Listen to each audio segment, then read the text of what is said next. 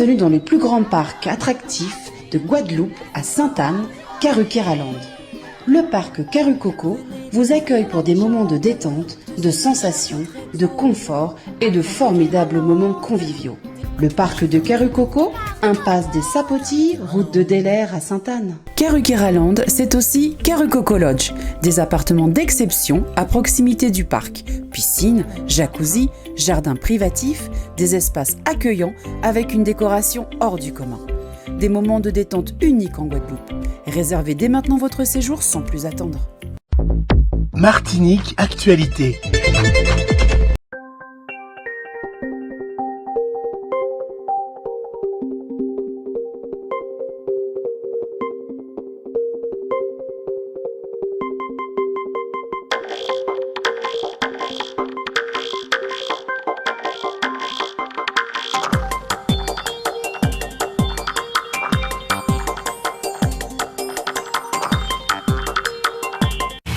Mesdames, Mesdemoiselles, Messieurs, chers amis de Canal Martinique Télévision, chers amis de LCL, vous qui nous regardez sur kmttélévision.com, vous qui nous écoutez sur FM+, 88.9, vous qui nous regardez à Mayotte, à La Réunion, en Guyane, en Guadeloupe, en France et bien entendu en Martinique, bonsoir et bienvenue dans cette émission. J'ai l'air un petit peu triste parce que je suis contaminé par la tristesse du docteur Montezum qui, juste avant l'émission, me disait que Médor a été tué. Pourquoi ça vous rend triste ? Mais écoutez, en dehors de l'AFP, l'agence française, l'agence France Presse, l'agence France Presse, l'agence France Presse, qui donne des renseignements sur tout ce qui se passe dans le monde, et tous les journalistes s'empressent d'écouter ce qui se passe dans le monde. Mais à la Martinique, on ne fait que reproduire ça, et pour mettre un petit peu plus de sel, on cherche quel Médor a été tué le matin. Et donc vous cherchez quel Médor a été tué le matin. Oui. Voilà à quoi il passe. Ça c'est pour ajouter. Il cherche les Médors qui ont été tués le matin. Médor étant le chien. C'est-à-dire le chien écrasé. Bien, passé ce moment un peu triste, Médor a été tué. Passé ce moment un peu triste, on va faire plaisir à monsieur Christian Maxime. Monsieur Christian Maxime qui m'a appelé ce matin à 6h du matin pour me dire qu'il faut absolument qu'on parle de la réparation et qui me dit avoir des éléments pour en parler, avoir donné des éléments pour en parler au docteur Mpaye, à M. Montezum. Il a donné à tout le monde des éléments pour en parler. Je suis content de voir que vous n'êtes pas capable d'en parler par vous-même. Il faut que M. Maxime vous donne des éléments. Alors faites votre travail, parlez-en. Non, c'est mon cher collègue, mon collègue ici présent qui m'a demandé de lire le texte qui effectivement est sorti sur l'Amérique du Nord, notamment au Canada, où il y a eu un dédommagement d'à peu près 1,9 milliard d'euros sur 325 communautés de cette partie-là du Canada, suite aux sévices subis, notamment des enlèvements par plus de 150 000 enfants entre la fin du 19e siècle et les années 1990. Et qu'ils ont donc dédommagé à hauteur et d'enfants d'ailleurs qui n'ont pour la plupart pas été retrouvés, qu'il s'agissait probablement là encore d'une épuration ethnique, puisqu'il faut l'appeler par le nom. C'était des enfants blancs? Non, c'est des enfants autochtones, indiennes, voilà, et qui ont donc bénéficié donc, de ces dédommagements-là, et dont on voulait... Vous vouliez quoi? Là, il faut passer la parole. Donc, vous commencez, et puis il finit. Et puis lui, elle fait quoi dedans? On n'est pas dedans? Non, mais... Donc, c'est tous les deux. D'accord, allons-y. Oui, non, mais après, on peut en débattre. Hein, c'est ça le mais oui, mais on n'a pas fini. Il vient de dire quelque chose. Alors, donc, ce sont donc des autochtones indiens, de la communauté indienne. Il y a beaucoup de communautés indiennes dans le nord des États-Unis, enfin, dans le nord de l'Amérique, particulièrement au Canada. Ces gens ont subi des sévices, à la limite on peut même dire qu'on a essayé de les génocider, et ils ont demandé réparation. Donc la réparation qu'ils demandent, c'est la même réparation que à la Martinique on demande. Par exemple, les gens qui demandent la réparation, c'est pour ça, c'est pour un fait délictueux que condamne la loi, et les populations, quelquefois, longtemps après, réclament réparation. C'est un petit peu le cas. Donc, Donc, les Indiens, ceux-là, c'est-à-dire ces communautés-là, du Canada, demandent réparation. Cindy voulait dire quelque chose? Moi, j'ai une question. Attendez, est-ce qu'ils ont obtenu? Ils demandent. Ils ont obtenu. D'accord. Moi, j'ai une question. Quand cette communauté a demandé la réparation, est-ce qu'ils avaient des preuves solides pour justement se défendre devant la loi? Parce que, d'après ce que moi j'ai compris, on demande réparation pour un crime qui a été causé, mais les preuves que nous avons ne sont pas tangibles, ne sont pas solides. De quoi? De ce préjudice. Juste réclamé par les autochtones là-bas ou ici? Ici, je parle d'ici. J'ai fait le parallèle entre ici et... donc, si je comprends bien, donc vous estimez ne pas être une... Non, je dis pas ça. Finissez votre phrase là. Non, vous êtes en train de profiter sur elle. Non, je demande juste si elle estime qu'elle n'est pas la preuve, qu'elle ne peut pas elle-même la preuve du préjudice. Voilà, d'un préjudice. Dommage causé. Parce qu'elle se trouve très bien, elle est très bien comme elle est là. Elle n'est pas la preuve de préjudice. Elle n'est pas la preuve de préjudice. Non, moi j'estime qu'il faut quand même qu'on ait une réparation parce qu'il y a eu un retard de développement. Comparé à d'autres régions de France, on est vraiment... Non, mais il y a eu un retard. Pourquoi pas à d'autres régions d'Afrique ou d'Inde? Parce que nous sommes français, sommes français, oui. Nous appartenons à la France, oui. Donc forcément je me compare à ceux que nous sommes en fait. Mais nous sommes pas mal quand même, tout en étant en retard des régions françaises. Il faut remettre une équité au niveau du développement. Parce qu'on ne produit pas grand-chose, on ne produit quasiment rien. Donc, et nous vivons très bien sans produire rien. C'est extraordinaire, ça. Attendez, montez une journée. Oui, alors, Cindy, très brièvement, je comprends ce que tu veux dire, mais... Est-ce que ça vous ennuierait de vous voir Cindy? C'est pas parce que c'est une femme, qu'elle est jeune, respectez-la, vous voyez-la. Est-ce que vous pouvez tous la vous voyez et me laisser la tutoyer? Non, aussi. Moi, je vous vois tout le monde. Mais... Parallèlement, Dr Montezuma, effectivement, le sujet intéressant, le sujet exemplaire du Canada, par lequel on a extrait tous les enfants des ethnies, des vrais titulaires du pays, des terres, des originaires des colonies, des régions. Cette situation par laquelle on a enlevé les enfants, on les a déportés, on les a contraints de ne plus revenir de leur famille cellulaire pendant un temps très long et en grande quantité, parce que je crois qu'il y a au moins 325 ethnies, je crois, qui ont subi le préjudice, le dommage des personnes qui sont arrivées. La question qui se pose plus généralement, je disais, mais en tout point du monde, dès que certaines personnes mettent les pieds quelque part, on a l'impression qu'ils ont fait des dégâts, ils font beaucoup de dommages aux personnes qu'ils trouvent sur place. Et c'est en ce sens que je confirme, j'apprécie beaucoup que le gouvernement canadien a pris en considération le dommage causé par les familles avec les conséquences qui traînent jusqu'à aujourd'hui et qui a voté la réparation financière pour les familles qui en peuvent en profiter aujourd'hui. Bon, très parallèlement à ça, pas seulement en Martinique, pas seulement au Canada non plus, mais chez nous, oui, je pense qu'on peut penser à une certaine forme de cette situation avec une solution, un dédommagement. Alors, j'ai essayé de voir, j'ai parcouru un peu la littérature pour voir si ce phénomène de réparation était un phénomène isolé, rare, ou est-ce que c'était quelque chose... un épiphénomène. Voilà. Quelque chose de secondaire. Voilà. Alors, c'est une chose qui s'est répétée beaucoup dans le monde. Alors, j'ai quand même noté, vous avez les Coréennes.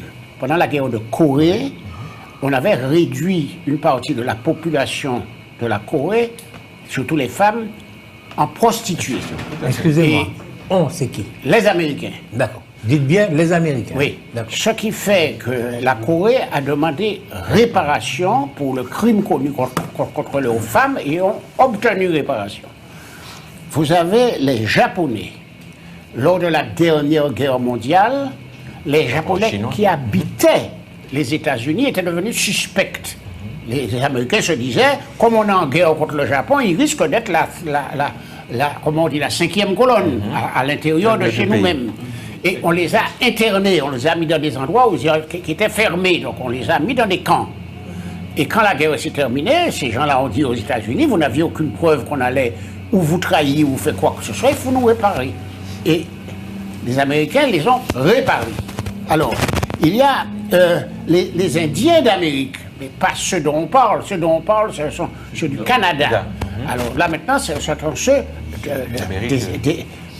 des USA. Hein, c'est les USA. Et les Indiens d'Amérique, ils ont été réparés à 81,5 millions de dollars, plus on leur a donné des terres, parce qu'ils avaient perdu leurs terres. Vous avez les Juifs d'Israël, tout le monde sait ça, que Israël a demandé à l'Allemagne, après la dernière guerre mondiale, 6 milliards qui ont été payés. Ils n'ont cessé d'en demander, ils continuent à en demander toujours. Bon, vous avez les Polonais qui ont fait du travail forcé pendant la dernière guerre mondiale. Du travail forcé par les Allemands. Et ils ont demandé 294 milliards de dollars, les Polonais, et des compensations territoriales. On a dû leur donner un peu plus de terre. Vous avez en Australie les aborigènes d'Australie qui, eux aussi, ont eu de grosses réparations avec des terres. Vous avez la Nouvelle-Zélande. La Nouvelle-Zélande, c'est tout à fait à côté de l'Australie. Les Maoris sont bien connus. Ce sont ceux-là qui font du rugby, là. Hein? Et plusieurs millions de livres sterling qu'ils ont donnés. Alors, donc vous voyez... Quelle est votre conclusion? Donc vous voyez que... la notion de réparation. Ce n'est pas une chose rare, la réparation. C'est une chose qui est de plus en plus admise. Alors, de quoi nous pouvons comment nous prévaloir? C'est la question qu'elle pose. L'esclavage a été déclaré par la loi crime contre l'humanité. Et vous avez deux choses. Ce crime est tellement abominable que Aimé Césaire dit le crime est irréparable, tellement il est abominable. Et Madame Taubira dit tout crime demande réparation.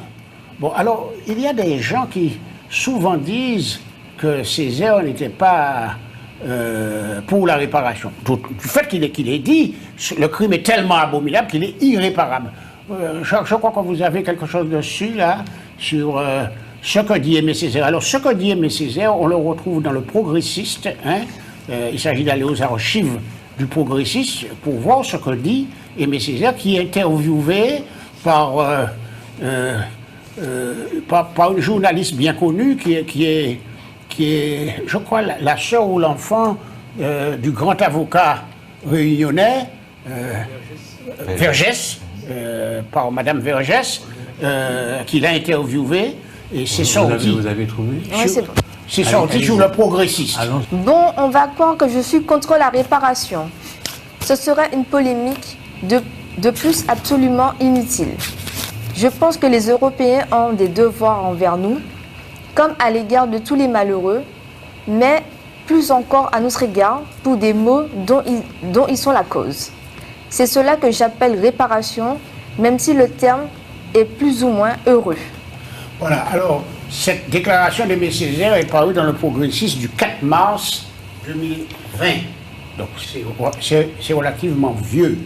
Alors, effectivement, on pourrait se poser la question sur quelle forme. Non, attendez, vous permettez que je parle un peu? Parce que vous n'avez pas développé toutes les sottises que vous avez dites pendant trop longtemps. Lorsqu'il y a un crime contre l'humanité, ce que ça veut dire en français, c'est un crime contre l'humain. Contre l'humain. Ça ne veut pas dire... Donc, c'est pour ça que les juges aujourd'hui ne peuvent pas condamner au terme de cette loi.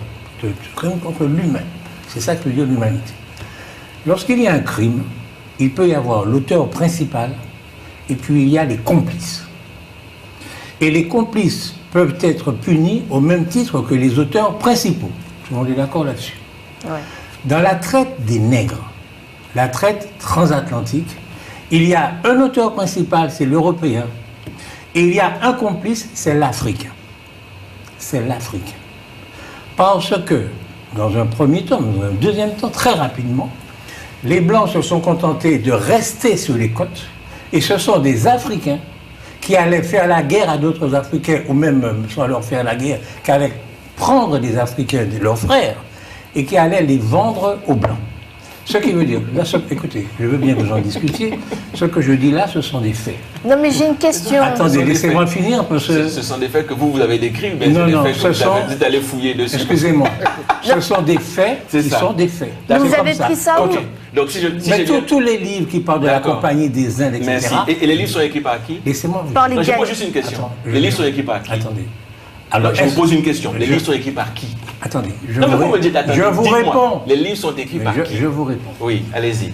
Est-ce que vous doutez du fait...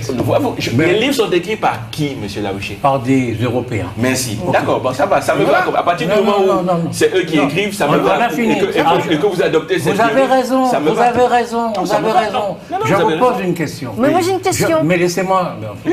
Quand vous avez parlé, je vous ai tous laissé parler. Oui, mais j'ai une question. Je suis incapable de parler, c'est incroyable. Mais ça, parce que vous avez peur de c'est pour aller dans votre sens. Non, n'allez pas dans mon sens. Pas aller dans votre sens, mais n'allez pas dans mon sens. Monsieur Mpaye, oui. Est-ce que vous dites qu'il n'y a pas des Africains qui sont allés kidnapper des gens, faire de la guerre contre des autres Africains pour les prendre, pour les réduire en esclavage, et les vendre aux Blancs. Attendez, je vous pose la question. Vous voyez, quand vous me posez la question, vous tournez. Moi aussi, vous posez une question, je peux. Moi aussi, j'ai une question. Je peux. Donc, parmi les Juifs, là, il n'y en a pas des Juifs qui ont vendu leurs frères pendant l'histoire de la guerre mondiale. Est-ce que ça a empêché qu'on indemnise? Attendez. Je pose une question. Est-ce que vous observez que je ne parle pas d'indemnisation? Ah, d'accord, mais vous me parlez. Vous dites que c'est un crime. Mais laissez-moi parler. Le problème des Juifs a été traité comme crime contre l'humanité, non? Oui ou non? Je vais vous dire quelque chose. Les Juifs ont subi des pogroms depuis le Moyen-Âge. D'accord. On les répare, il y a d'un crime qui a été commis il y a une cinquantaine d'années. C'est Riss. Ce dont nous parlons là, c'est 1400. C'est le 15e siècle. D'accord. Donc ça n'a aucun rapport. Ne me parlez pas des Juifs. Parlons des... Mais laissez-moi parler, vous allez poser votre question. C'est fou ça. Allez là derrière moi. Si je comprends bien, les derniers bateaux de la traite négrière sont arrivés dans le 15e siècle. Non, je pose juste une question, parce que vous avez l'impression de me dire que cette traite négrière date du 15e. Donc les derniers bateaux qui sont arrivés à la Martinique avec des bateaux négriers sont arrivés au 15e siècle, les derniers. Nous avons le 15e siècle. Attendez, mais je vous réponds, mais laissez-moi vous répondre. D'accord, répondez-moi. La traite a dû commencer vers 1700. Dans le début du 19e, puisqu'on avait des Nambu qui arrivent ici en 1636, le temps qu'ils éliminent les Amérindiens, etc. Donc on peut estimer à environ 1700. Okay. Et le dernier? Le dernier, c'est 1848, on a été machin. Le dernier, c'est? En 1848, nous n'étions plus esclaves. Et la traite était interdite avant, d'ailleurs. Mais ce n'est pas de ça dont je veux parler. Vous avez peur que je vous parle. Je suis en train de vous dire que les responsables de l'esclavage sont à la fois les Européens et les Africains. Et que donc, si on demande réparation sérieusement, il faut demander réparation aux deux. Premièrement. Attends, je n'ai pas fini. Deuxièmement, Monsieur Montezuma, je vous le dis le plus poliment possible. Vous me faites de la peine. Parce que vous parlez de choses qui n'ont rien à voir avec nous. Rien à voir avec nous. Parce que tous les exemples que vous avez donnés, ce sont des peuples qui existaient, qui avaient une réalité, qui avaient une culture. Et donc les Européens ou les autres, les Américains, sont venus et ont détruit tout ça. Alors nous sommes nés ici. Nous sommes nés ici. Nous sommes nés en Martinique. C'est pas, il y avait une civilisation martiniquaise, et puis les Européens sont venus, ils l'ont détruite. Il y avait une civilisation avant, il y avait les Amérindiens, on les a tués. Alors, comme vous n'êtes pas amérindienne, laissez tomber, allez voir les Amérindiens qu'ils demandent réparation. Dans l'optique de ce que dit M. Montezuma. Ça n'a rien à voir avec nous. Il n'y avait pas en Martinique de civilisation, disons. Je peux une question, s'il vous plaît. Je peux poser une question, s'il vous plaît. Une question, s'il vous plaît. C'est d'une tristesse. Oui, vous êtes en train de... C'est une tristesse, évidemment. C'est une tristesse ce que vous racontez. Mais oui, c'est bien sûr. Bien sûr, c'est toujours comme ça quand on n'est pas d'accord avec vous. Et moi, j'ai de la peine de vous entendre, de vous écouter. Moi, je suis contre la réparation. Je dis que ce pays-là doit se mettre au travail et non pas être en train de quémander sans arrêt. Je vous le dis très clairement. Ce qui me fait la peine, c'est quand vous rejetez à tel point l'histoire de ce peuple. Quel peuple? En faisant des peuples de Martinique. Dont on il est né en Martinique. C'est quand vous réduisez cette histoire à une histoire de complicité en disant on était complices de ce qui s'est passé, donc du coup nous avons formé un peuple. Mais c'est ce que vous dites. Vous dites clairement qu'en fait, c'est pas grave si finalement on vous a amené ici, parce que de toutes les façons, ce qui s'est passé là-bas, nous étions complices, parce que c'est ce que vous dites dans vos propos. C'est ce que vous dites. Nous étions complices pour venir. Complices de quoi? Qui est-ce qui était complice? La traite, puisque vous dites. Qui est-ce qui était complice? Non mais vous, les Noirs eux-mêmes, vous qui êtes là, vous-même Martiniquais qui êtes là, vous êtes complices de ce qui s'est passé, donc il ne faut pas en parler. Donc ce qui s'est passé est parfaitement normal, on n'a pas le droit de se plaindre. C'est ce que vous êtes en train de dire. Non. Mais qu'est-ce que vous dites? Vous dites, il y a des Noirs qui ont été complices avec des Européens, et donc on ne doit pas en parler. J'ai pas dit qu'on ne doit pas en parler. Vous dites qu'on ne doit pas réparer parce qu'on était complices. Attendez, donc, je n'ai pas dit ça. Vous qui êtes les descendants de ceux qui sont arrivés ici, je n'ai pas dit ça. Vous êtes complices je n'ai pas. Donc c'est une bonne chose d'avoir été amené ici. Je n'ai pas dit ça. Je n'ai rien dit de ça. Ok? Je dis que s'il faut chercher des criminels, il faut chercher, donc on répare, parce qu'il y a un crime. Et donc il faut chercher les complices. Et qu'à l'époque, les Africains ont été les complices des Européens. Vous mettez au même pied d'égalité l'Européen qui est venu avec des fusils en disant à l'autre « j'ai besoin d'esclaves » avec celui qui était content de le faire. C'est ce que tu es en train de faire. Excusez-moi. D'accord. Non, j'ai juste... Excusez-moi. Ce qui s'est passé, c'est que dans un premier temps, les Européens sont allés, comme vous le dites, avec les fusils. Je finis. Et dans un deuxième temps... Je n'ai même pas posé la question. Oui, j'ai posé l'histoire. Et dans un deuxième temps, eh bien, ils ont fourni effectivement des fusils à un certain nombre d'Africains qui étaient demandeurs de ça. Il ne faut pas nous faire croire que les Africains étaient des saints et les Européens des salopards. Il y avait des auteurs principaux et des... Oui, mais vous faites une généralité sur une minorité. Merci, c'est ce que j'allais dire. Et oui, il y avait des corrompus.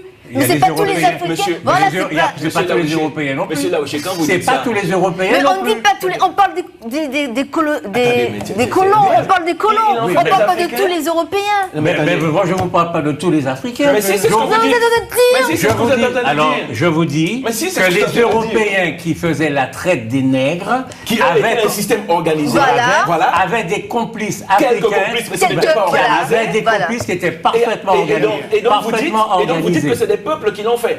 Le mien a combattu la colonisation jusque dans les années 1970. Vous allez confondre ce peuple-là avec quelques individus qui sont allés faire la traite en disant que c'est tous les Africains. C'est-à-dire que mon peuple, vous en faites une particularité. Je ne dis pas que ce sont tous les... Qu'est-ce que vous êtes en train de raconter, monsieur Laouché? Je sais que j'allais vous fâcher. Non, je suis pas fâché. Mais si vous êtes fâché. Non, je suis pas fâché. Il faut regarder les choses en face. C'est l'ignominie que vous racontez qui me fait mal. De dire... Mais oui, mais ça, personne vous le dit. On ne vous le dit jamais. Me dire quoi? Ce que je dis. Mais non, mais vous ne dites rien d'intéressant. Mais non. Vous êtes un invité. Mais non, je vous écoute. Quand vous avez fait votre longue litanie, je vous ai laissé faire. Oui, ok, je ne vous ai pas dit que vous parlez trop, je vous ai laissé faire. Je redonne la parole. J'ai même pas pu poser ma question. Bon, il pose la question, parce que vous nous faites de la peine. Voilà, vous êtes censé dire que les Noirs ont vendu des Noirs. Mais j'ai envie de dire, pendant cette période-là, les Africains non plus, ils étaient pas en quête de territoire. Les Noirs que vous parlez là, ils étaient des prisonniers. Non. Comment ça, non? Ben non. Les Africains ne faisaient pas la conquête des territoires. L'Afrique n'était pas un paradis. Mais non, mais je vous pose une question. Est-ce que pendant cette période-là, l'Afrique aussi n'était pas en train de faire son propre conquête de territoire? Mais où? Oui. Dans son propre continent. Parce que c'est un grand continent. Oui. Quoi? Des tribus? Quoi? Il y avait des guerres tribales, je veux dire. Oui, ils avaient le problème. Ils avaient des prisonniers. Oui. Voilà, donc... Mais ça n'a rien à voir. Mais attendez, oui, mais... ce que M. Laouché raconte est complètement absurde.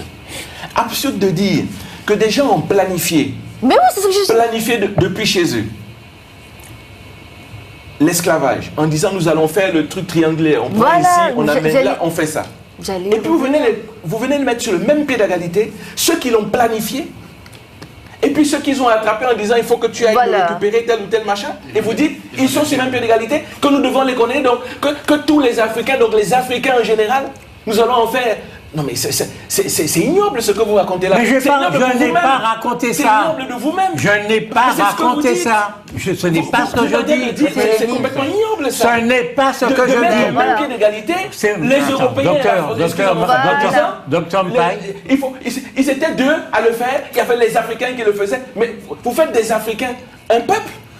Mais c'est que vous n'êtes jamais allé en Afrique, je suis navré. Si vous faites des Africains en parlant des Africains, vous en faites un peuple. C'est que c'est terrible. Et quand vous dites des Européens, c'est un peuple. Mais c'était un peuple parce que c'était organisé dans tous les pays européens. Ce n'était pas qu'un seul. Attendez. Là, vous en faites un peuple en disant les Africains. Non, alors, écoutez, docteur Mpaye, je donne raison au docteur Mpaye, il y avait des Africains.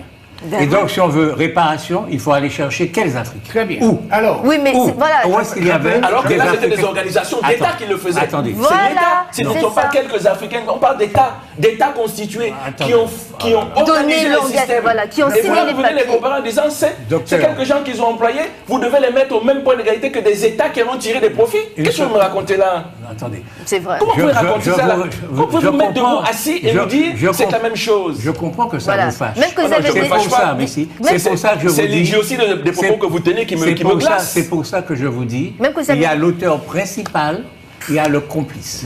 Et le complice peut être puni comme l'auteur principal.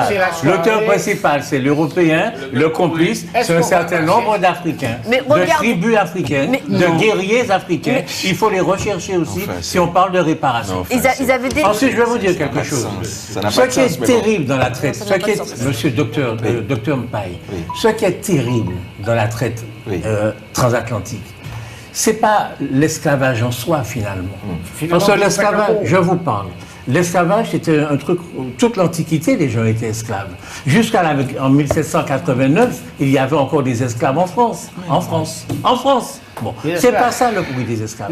Oui, des gens qui étaient... Vous avez appris l'histoire de France? Oui. Il y avait des esclaves en France. Les roturiers et tout ça. Les vilains. Donnez-moi une seule... Je vous dis. Donnez-moi une seule région de France où il y avait des esclaves. Je vous dis. Ça ne s'appelait pas des serfs, monsieur. Oui, d'accord, c'est ce que j'allais vous dire. Les serfs ne sont pas des esclaves. C'est ce que je vais vous dire, ça ne s'appelait pas des esclaves. Non, c'est pas comme ça, ça ne s'appelle pas. C'était des serfs, ok. Le serf reçoit de son seigneur un terrain qu'il doit aller cultiver. Ça n'a rien à voir avec un monsieur je vous réponds, mais le matin avant le soleil, qu'on met dans la canne à sucre et qui ressort quand le soleil est couché. Ça n'a rien à voir. Je vous réponds. Je vous réponds. Mais non, mais pourquoi vous dites... Je peux parler? Non, laissez-moi juste vous dire sur ça. Juste vous dire sur les serfs. En réalité... Laissez les serfs mais pourquoi vous avez peur de mon raisonnement? Pourquoi vous en avez peur? Après, je vous donne la parole pendant 20 minutes. Mais écoutez-moi, je veux vous dire que ce qui est extraordinairement dramatique dans la traite des Noirs, M. Mpaye, M. Montezuma et les autres, ce qui est dramatique, c'est pas tant l'esclavage, parce que l'esclavage est un système connu depuis très longtemps. C'est le fait qu'on a à partir de ce moment-là considéré les Noirs comme inférieurs. Et c'est là qu'a commencé véritablement, laissez-moi finir, qu'a commencé le racisme. Et qui est-ce qui a été complice de fait qu'on considère les Noirs comme inférieurs? C'est l'Église. Donc si vous avez un minimum de courage, vous demanderez également réparation à l'Église catholique. Mais vous ne le ferez pas. Vous ne le ferez pas. Mais l'Église a été missionnée par qui? Elle était missionnée par l'État ou pas? L'État, pas du tout, c'est l'Église menait l'État. L'Église menait l'État à l'époque. C'est pas l'Église qu'il faut demander, c'est les États. L'Église menait l'État, tout le monde sait ça. L'Église menait l'État. C'est les mêmes personnes pour moi. La deuxième chose qui me gêne, M. Laouché, c'est quand vous dites l'esclavage est un système que l'on connaît depuis, etc., etc. Mais ce n'est pas le même type d'esclavage. Je vous dis encore, et je vous ai dit ici, je suis un chef de village. Il y avait l'esclavage à mon temps. Quand je parlais à mon grand-père, l'esclavage existait en Afrique. Et c'était quel type d'esclavage? C'était l'esclavage des conquêtes. Je conquiers un territoire. Voilà, des prisonniers de guerre. Les prisonniers de guerre qui là deviennent des esclaves, qui finissent par faire des enfants à l'endroit où ils sont, deviennent des autochtones de l'endroit où ils sont. Quand vous arrivez dans mon village, aujourd'hui encore, je peux vous dire qu'on sait encore, jusqu'à aujourd'hui, qui vient d'où et qui est né d'où, d'où viennent les parents. Parce que jusqu'à aujourd'hui, nous avons encore cette culture orale de savoir qui vient de qui. Ça n'a rien à voir avec l'organisation triangulaire. C'est là que je voulais en venir. Et je répète encore, il faut qu'on arrête de penser que c'était écrit dans les livres. Et c'est pour ça que j'incite. Il faut aller faire de la recherche. On ne fait pas de la recherche en étant assis et en lisant les bouquins de gens qui sont allés en Afrique, qui ont fait 2 jours ou 3 jours, en disant c'était comme ça parce que si. Mais docteur, je suis entièrement d'accord avec vous concernant les livres. Tout ce qui a été organisé dans les livres, ça ne vaut pas grand-chose. Et là, nous sommes en train de constater, avec les recherches des spécialistes, que ceux qui ont écrit les livres, ils ont organisé, disons, la pauvreté mentale des personnes qui suivent pendant des générations après. Très bien, très bien. Et en conséquence de ça, il y a des personnes qui oublient que l'agresseur venait toujours du même endroit, avec une organisation d'État, et cette même organisation d'État allait agresser les personnes en Amérique du Nord, en Amérique centrale, en Amérique du Sud, et avaient leurs mandataires organisés en Afrique. Mais regardez. Et ce sont quasiment toujours les mêmes. Ils avaient des mandataires organisés en Afrique. Oui. J'aime à vous l'entendre dire. Ils avaient des mandataires organisés en Afrique, qui étaient donc des Africains. Vous avez vu ce qui s'est passé? Mais c'est pas Vous avez tout, vu ce ça. qui s'est passé avec Léopold II? Vous avez vu ce qui s'est passé avec Léopold II Oui. et la Belgique? Ouais. Ouais, Vous avez vu en quelle année ils ont reconnu les exactions de la colonisation? tout à fait. C'était il y a quoi? 1 an et demi? Oui. Un an et demi? Est-ce que, Parce que ces exactions-là de la colonisation, ils ne les connaissent pas depuis? Ça n'aurait pas pu être écrit? Pourquoi est-ce qu'on attend aujourd'hui? C'est parce qu'aujourd'hui, des Africains aujourd'hui se lèvent pour raconter l'histoire de ce qu'eux ils ont vécu, ce qu'on leur a raconté, Voilà. plutôt que ce qui est raconté par l'occupant. L'occupant. Et c'est ça la problématique, c'est qu'aujourd'hui, on ne discute aujourd'hui que de choses qui sont écrites par ceux qui nous ont... Par les envahisseurs. Mais c'est pas ça la réalité. La réalité, c'est qu'il faut que nous soyons maîtres de notre propre histoire. On ne l'est pas. Et c'est ça la vraie problématique aujourd'hui. De dire comme ça, ah oui, l'occupant a fait ceci, ah oui, oui, ah oui, il y avait des... Même quand vous utilisez le mot mandataire, mais qu'est-ce que ça a à voir? Ça n'a rien à voir. Le système que vous... C'est comme si aujourd'hui vous me dites, prenons l'Afrique du Sud.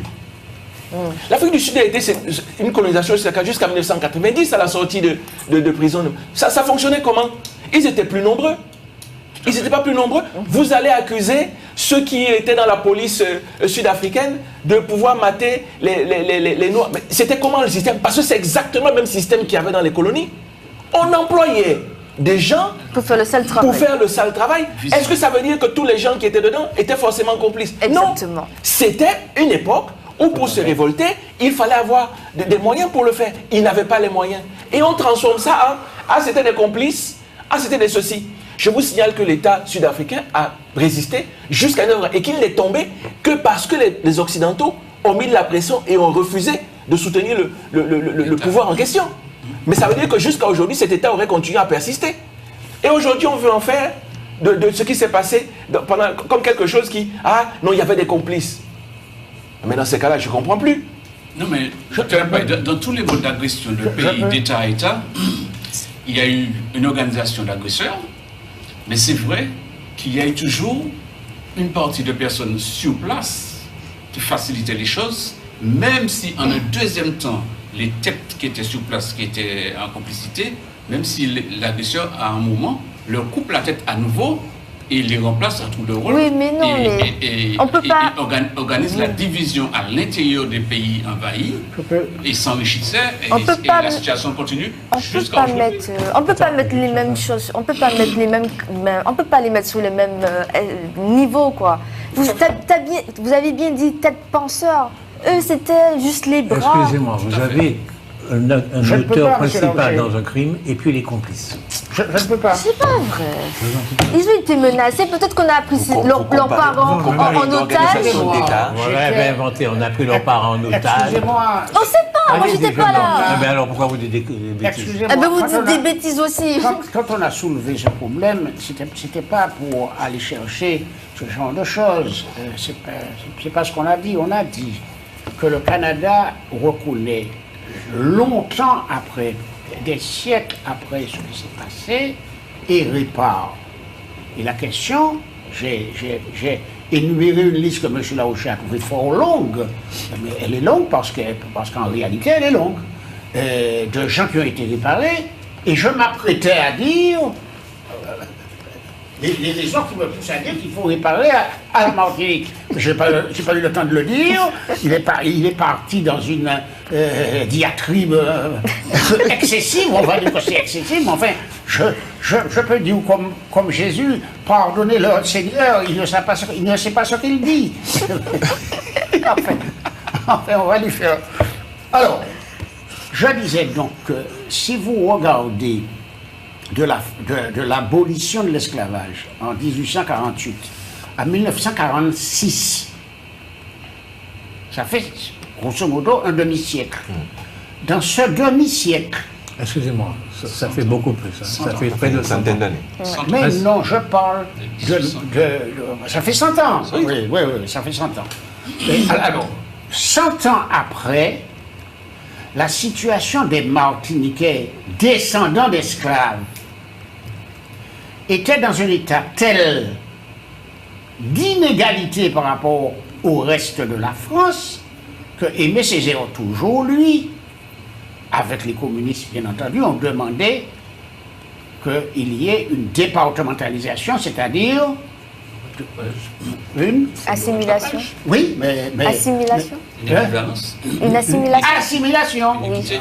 En quelque sorte. C'est-à-dire que les Martiniquais aient, par rapport aux Français, les mêmes droits. Donc pour lui, dans leur esprit, à cette époque où ils ont demandé cette assimilation, cette départementalisation, c'était pour essayer de rattraper ce retard après, un siècle après l'abolition de l'esclavage. C'est-à-dire un siècle après avoir fait 2 guerres pour la France, 2 guerres où vraiment les Martiniquais ont participé, eh bien, ils n'étaient pas au même niveau, ils étaient dans un état de pauvreté, un état sanitaire véritablement déplorable, et donc on a demandé d'avoir les mêmes droits que la France. Alors, nous allons partir maintenant de 1946 jusqu'à maintenant. De 46 à maintenant, ça fait 50 ans. Là, je ne me trompe pas. Hein, ça fait à peu près 50 ans. Donc nous sommes à un siècle et demi. Non, vous vous trompez encore.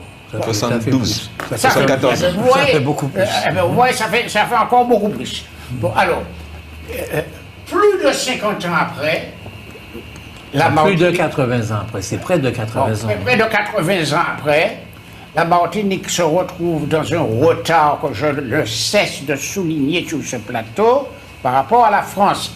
Et je dis dans tous les domaines, c'est-à-dire dans le domaine de la santé, vous voyez dans quelle situation nous sommes, dans le domaine des maladies, vous avez bien vu que sur les maladies, bon, l'incidence de certaines maladies 2 fois plus importante à la Martinique qu'en France, le diabète, l'hypertension, bon, je ne vais pas recommencer la litanie, hein.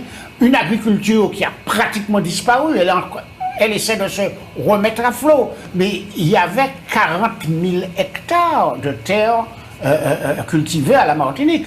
On en est descendu au-dessous de 20 000, et si vous regardez bien, la monoculture bananière et cannière fait déjà la moitié de ça, donc il ne reste pas grand-chose pour la Martinique.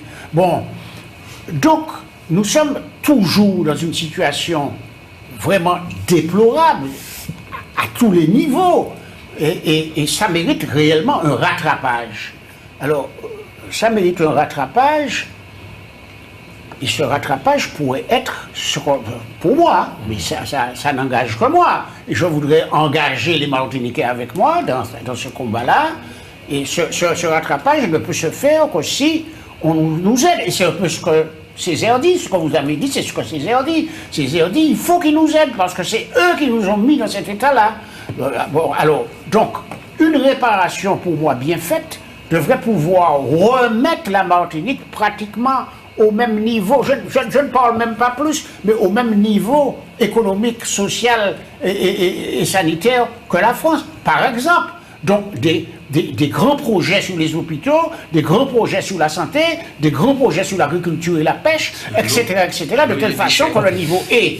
Vous savez que dans tout ça, il y a une partie importante de la population, il y a 80 000 personnes qui vivent sous le seuil de pauvreté. Il faut aider ces gens-là à se retrouver. Et je vais conclure en disant que si nous avons ces problèmes d'insécurité à la Martinique et de délinquance, c'est beaucoup à cause de notre situation sociale qui est totalement déplorable.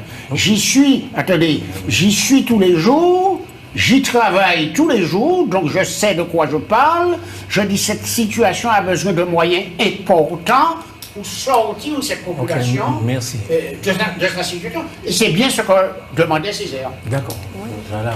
Oui, vous voulez dire quelque chose? Oui, moi j'ai une question, docteur. Je suis complètement d'accord avec ce que vous avez dit.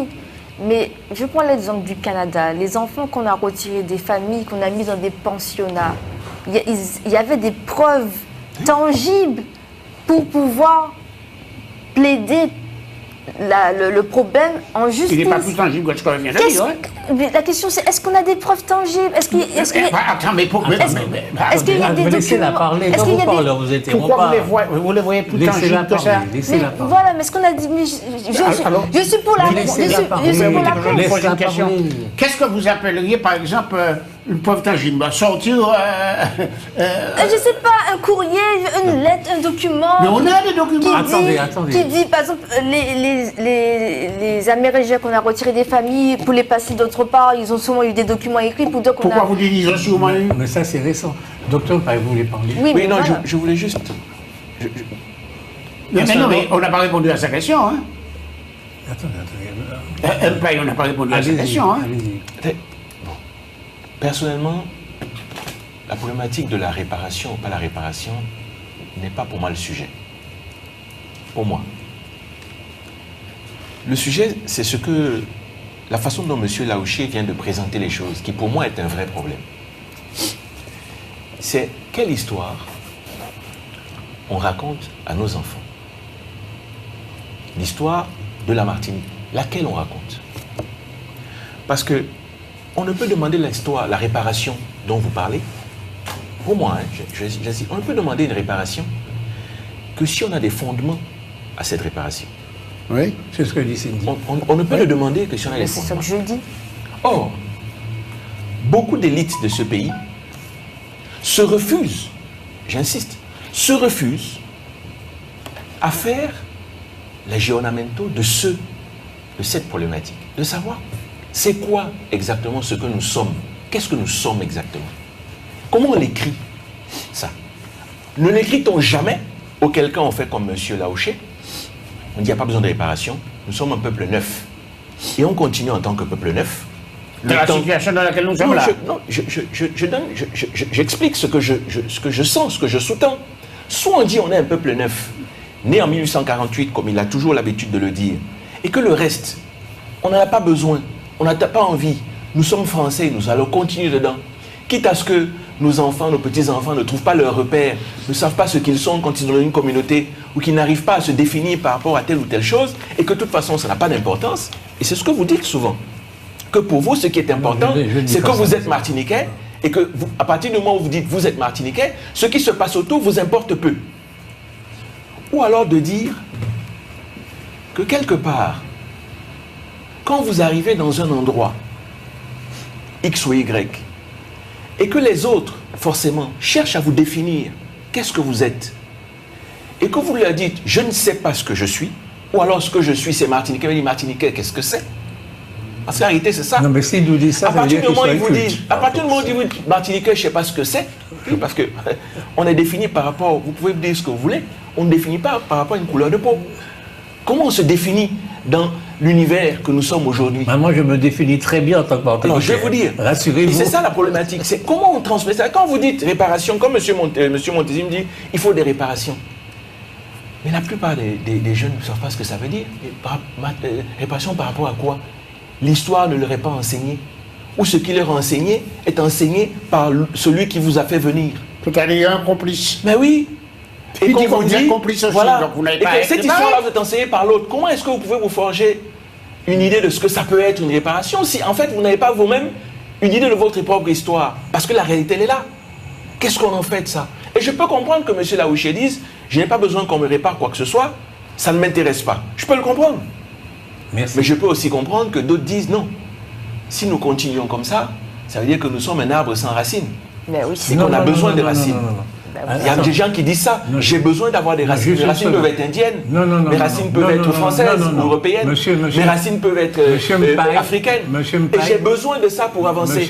J'ai besoin de ça pour me définir. Je ne me définis pas en 1848 et que l'esclavage, je n'en ai rien à faire. Non, je comprends très bien. Vous voyez, c'est cette discussion. En réalité, qui est la problématique? On va laisser, non, je ne suis pas d'accord avec vous du tout. Je vous rappelle, je vous signale que les Français, les Européens voient l'Afrique, quoi, comme un truc avec un tas de noirs dedans. Oui. Vous savez que l'Afrique n'est pas ça. Oui. D'accord? L'Afrique n'est pas ça. Oui. Donc je ne me dis pas comme Africain. Il faut que je sache si je suis du Cameroun, si je suis de Côte d'Ivoire, si je suis de l'Est, si je suis du Centre, si je suis de quelle tribu. À ce moment-là, je commence à me définir. Me dire que je suis africain, ça veut rien dire. Bon, attendez, vous avez déjà parlé. Laissez-moi, Oui. M. Charles. Alors, docteur Mbaye, je comprends la définition que vous avez à l'égard de l'interprétation du Martiniquais. Mais la question qui se pose en liaison avec le problème de la réparation, c'est-à-dire nous avons, à cause des événements du passé, quelle que soit la définition qu'on donne, un retard dans beaucoup de choses, un retard de développement. Alors, à l'instar aussi des Canadiens qui ont perdu leurs enfants dans des situations difficiles, ça a créé un creux dans la génération. Par conséquent, la génération suivante n'a pas pu prendre des extinctions. Il y a des extinctions de mondial. Bien sûr, il y a des extinctions de population. Bien sûr. Donc, il y a eu un dommage causé, il y a un préjudice, il y a un lien de causalité avec le dommage causé. Mais nous, en Martinique, nous sommes aussi dans une situation où les dégâts causés dans le passé, disons, comme M. Laouché, à l'origine de la constitution de la Martinique, de la population, créent un grand retard de développement pour la population, disons, née ici. Et on constate que certaines personnes qui sont l'auteur du préjudice, ils ont une vitesse de développement qui fait aujourd'hui, on a du mal à suivre. Excusez-moi, ils sont les descendants de l'auteur. Oui, mais laissez-le s'exprimer. Voilà. Non, mais ils sont les descendants de l'auteur. Donc ils ont une vitesse de développement, soit financière, soit économique, soit intellectuelle, qui va tellement vite que ceux qui ont eu au départ les bras cassés, les jambes cassées, on a du mal à suivre. Et c'est cet écart-là qui fait qu'à mon sens, peut justifier une réparation pour rattrapage du préjudice subi et pour remettre une population en mode de vitesse normale. Voilà. Ben Ok, voilà. donc j'ai bien compris ce que vous avez dit. C'est-à-dire que nous sommes sur un plateau avec un tas de mendiants. Mais non, mais c'est ça, elle est toujours Laissez-moi parler. Monsieur Je vais vous répondre, je suis fier d'être le mendiant. Monsieur Lorcher, je peux même aller plus loin. Oui, j'arrive pas à parler. Et plus concrètement, J'arrive pas à parler. la population en ce moment, depuis quelque temps, on peut le dire, la population très locale se concentre vers les HLM et les bidonvilles et les descendants des auteurs occupent les bonnes terres et les bonnes positions. Et ça pose encore un deuxième problème qu'il faudra résoudre dans l'avenir. Laissez-moi vous dire quelque Il chose. faudra forcément résoudre un jour. Laissez-moi vous dire quelque chose. J'ai été condamné pour défendre les thèses que vous défendez aujourd'hui là. Mais laissez-moi parler, M. Montezuma. Vous êtes en train de faire ça. Quand vous parlez, je vous laisse parler. Bon sang. Je veux dire que nous sommes partis en 1848, nous n'étions même pas des animaux. L'esclave n'avait pas de réalité juridique, n'avait rien. Nous étions moins que rien, nous étions des choses. C'est de là que nous sommes partis.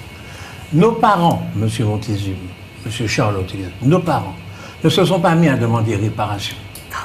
Ils auraient pu, parce que certains d'entre eux étaient nés dans l'esclavage. Ils auraient pu demander réparation.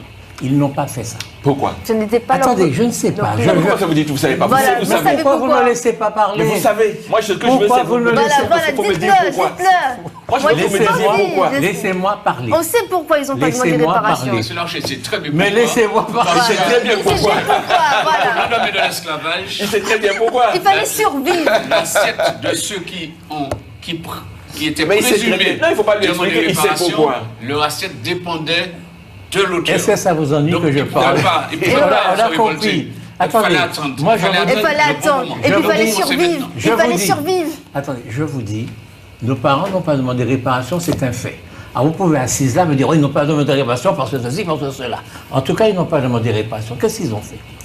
Ils se sont mis au travail. Ils ont survécu. Ils se sont mis au travail. Ils ont survécu. D'accord, ils ont survécu, bien entendu. Ils partaient de rien du tout, ils se sont foutus au travail. Il n'y avait pas l'apartheid. Ils ont profité du fait qu'il n'y avait pas l'apartheid comme en Afrique du Sud, il n'y avait pas la ségrégation, et donc ils se sont mis au travail et ils ont fait, le papa de M. Montezuma, mon propre père, ils ont fait une génération de Martiniquais, ils se sont mis au travail. Et en moins de 100 ans, c'est 100 ans moins 2 ans, en moins de 100 ans, ils sont partis de l'état de rien du tout, de ça où ils étaient, Et ils nous ont fait être l'égal en droit du maître. En moins de 100 ans, nous sommes devenus l'égal en droit du maître en avril 1946. Nous étions en droit. Laissez-moi finir de parler. Laissez-moi. Écoutez, laissez-moi vous dire, docteur. C'est parce que vous ne connaissez pas les mots. Je dis, laissez-moi finir. Laissez-moi finir. Je vous dis. Ils se sont fait fusiller au Lamentin. Je vous dis. Au machin, pour eux, ils étaient égaux au maître devant le droit. Excusez-moi. N'importe quoi. Et là, vous me faites de la peine. Vous me faites de la peine, docteur. Je vous ai dit en droit. C'est-à-dire qu'ils avaient la nationalité française depuis 1946. C'est un fait. Si vous avez voyagé, monsieur Montezuma, que vous êtes allé en France au lieu d'aller à Saint-Domingue tout le temps, si vous allez en France de temps en temps, vous auriez pu visiter des mines, par exemple à Montceau-les-Mines, et vous auriez vu que les ouvriers français, ils étaient pas esclaves, les ouvriers français, dans les mines de charbon, prenaient autant de fer que les esclaves dans les champs de canne à sucre. Les Français, au moment de la Révolution, au moment de la Révolution industrielle, ont pris beaucoup de fer. Des choses qui ne sont pas comparables. Ce sont des faits, je veux dire. Vous comparez des choses et donc, vous ne pouvez pas demander. Ce sont des salariés. Vous ne pouvez ils sont pas, rémunérés pour ce qu'ils font.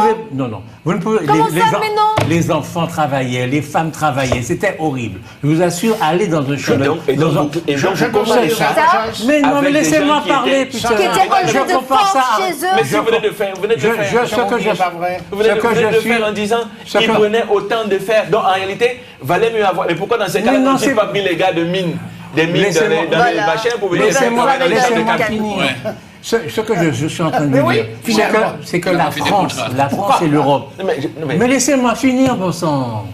La France et l'Europe se construisaient aussi. Nous n'avions rien à en attendre parce qu'ils se construisaient aussi. Ce n'étaient pas des pays super développés, parce que ils se développaient. La révolution industrielle. La seule question que je vous pose, c'est pourquoi est-ce que, dans ces cas-là, on n'a pas pris les gens des mines de là-bas, puisque le sucre ou la canne parcourt aussi au mode de développement de ces pays-là. Pourquoi on n'a pas pris des miniers des pays que vous venez de citer pour venir travailler dans la canne ici à Fort-de-France ou dans la Martinique?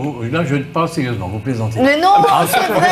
Répondez-lui. Ce que je suis en train de vous dire, c'est que moi, Roland Larouché, j'aurais préféré travailler dans la canne que de travailler dans les mines de charbon à cette époque. Ok, je vous le dis. Quand on regarde, avec un salaire, quand on descend dans ces mines-là, c'était quelqu'un n'avait pas de salaire. Attendez, c'est pas ça. Je vous dis, puis ils n'avaient pas de chez eux. Je vous dis, j'aurais préféré travailler dans les champs de canne à sucre que dans les mines de charbon au 19e siècle. Je vous le dis très honnêtement, au 18e siècle, au moment de la révolution industrielle. Ça, c'est une chose. La deuxième chose, c'est lorsqu'en 1946, nous sommes devenus Français, nous avons commencé à fonctionner comme des Français. Nous n'avons eu la chance de ne connaître ni l'apartheid, ni la ségrégation. C'était une chance extraordinaire. Et nos parents se sont mis au travail. Ils ont fait de nous ce que nous faisons. Mais laissez-moi finir. Mais nous sommes nés dans la pénurie. Nos parents étaient dans la pénurie. Et vous, docteur Montezuma, vous, monsieur Charlot, et tous les autres, c'était comme ça, c'était la pénurie. Je n'ai pas dit la pauvreté. Je n'ai pas dit la pauvreté. Mes parents n'étaient pas dans attendez, je vous dis qu'ils étaient dans un moment de pénurie. Ah, moment de pénurie, si vous voulez, mais pas de la pénurie. Ils étaient dans la pénurie. L'époque était... Comment je ne sais pas, alors. Oui, je vous dis, vos parents étaient riches, d'accord. Mais je vous dis, la population martiniquaise, après laissez-moi finir. Après un siècle, ils étaient comme vous venez de dire. Oui, ils étaient égaux en droit. Vous ne comprenez pas, le français, c'est en droit. Ça leur fait une belle jambe. Mais oui, ça leur fait une belle jambe parce que quand on est dans l'apartheid et dans la ségrégation, comme aux États-Unis, ce n'est pas la même chose, d'accord? La ségrégation aux États-Unis, c'est 1962. Vous connaissez, c'est tout récent. Hein? Bon, en tout cas, ce que je veux vous dire, c'est qu'ils se sont... Nous arrivons. Qu'est-ce que vous avez fait, M. Montezuma? Qu'est-ce que M. Charlotte a fait? Qu'est-ce que nous avons fait? Laissez-moi finir. On va passer à un autre thème parce que là, franchement, on va pas s'entendre, monsieur. Sortant de la situation de pénurie, nous avons voulu rentrer. Nous avons, dans la situation de pénurie, nous avons voulu offrir à nos enfants le meilleur. Et nous avons construit ce pays, des maisons, des routes, et nous avons envoyé nos enfants à l'école. D'accord? Ils ont fait des diplômes, nous sommes sortis de la pénurie. Aujourd'hui, qu'est-ce que vous faites? Vous décrivez une situation catastrophique. C'est-à-dire, à vous écouter, les Martiniquais, il faut pleurer. Et puis, mais pour qu'on vienne à notre secours. Mais non, je ne pleure pas. Je ne pleure pas. Je me dis qu'il y a des choses qui ne vont pas. Attendez, il y a des choses qui ne vont pas dans ce pays-là, comme dans tous les autres pays du monde. Alors, il faut se ceindre les reins. Pourquoi vous ne prenez pas ces situations de Césaire? Se ceindre les reins comme de vaillants hommes et se mettre au travail. Je peux. Au lieu de tendre la main. Est-ce qu'il y a une phrase de Césaire? Est-ce qu'on peut passer à parce que de toute façon... Je ne vais pas étendre le sujet beaucoup plus sur ça. Encore. Mais moi, je connais des descendants des ouvriers des mines de la France. De Monceau-les-Mines. Je les respecte beaucoup. J'ai beaucoup de respect pour les ouvriers des mines. Et les descendants, d'ailleurs, qui ont fait souvent des belles études, qui sont devenus préfets, médecins et autres. Mais je dois quand même prendre conscience que le point de départ n'était pas le même. Ils ont démarré avec très peu de revenus, avec limite à la nourriture, mais nous avons démarré en esclavage sans rien du tout. Et là, la ligne de départ n'était pas la même. Donc on ne peut pas comparer ces deux situations pour dire qu'on a eu de la chance, qu'eux, ils n'ont eu pas de chance. Ou dire ce que je voulais dire, c'est que la France se construisait aussi. Donc nous n'avions rien à en attendre. Elle n'avait pas les moyens de pouvoir nous permettre de nous développer. C'est un fait, quoi. Je veux dire. Il n'y a pas à discuter de ça. La France n'était pas un pays riche, elle se développait, l'Europe était en train de se faire, quoi. Je reconnais qu'ils ont travaillé. C'est tout. Ils ont travaillé dur. Voilà. Et donc ils n'avaient pas le temps de venir s'occuper de nous, je veux dire. Mais même s'ils avaient le temps, peut-être qu'ils ne l'auraient pas fait. Mais en tout cas, on ne peut pas leur reprocher de... Non, mais il faudrait qu'ils disent des bêtises. Bon. Non, mais franchement, la France s'enrichit sur la canne à sucre, mais il faut arrêter de dire des bêtises, là. Bon, on va changer de sujet, parce que... Justement, vous dites que je dis des bêtises, c'est pas grave, je dis des bêtises, c'est parce que vous ne savez pas ce que c'est que la révolution industrielle. Vous ne savez pas ce que c'est que la révolution industrielle. La révolution industrielle. Et arrivé après. Entre-temps, on a fait de l'argent sur les colonies. Le sucre était l'or brut, l'or noir, mais c'est fini, je vous parle de la révolution industrielle. Ils avaient inventé la détresse. Beaucoup de Français, ça va nous détendre. Très dur. Mais très dur. Avant de passer à autre chose, ça va nous détendre. Je suis très détendu, docteur. Très détendu. Je vais vous lire un petit peu quelques vers d'Aimé Césaire. Et ceux qui vont se reconnaître dedans, ce serait... Alors, c'est Aimé Césaire qui parle. Il parle au peuple martiniquais, donc à nous, et à M. Larocher, bien entendu. Alors, il dit, quand, hors des jours étrangers, germeras-tu une tête bien tienne sur tes épaules renouées, une tête bien tienne, pas une qui a été parasitée par tout ce que tu as lu et que tu as entendu, sur tes épaules renouées, et ta parole. Le congé des péchés aux traîtres. Vous savez qui sont les traîtres?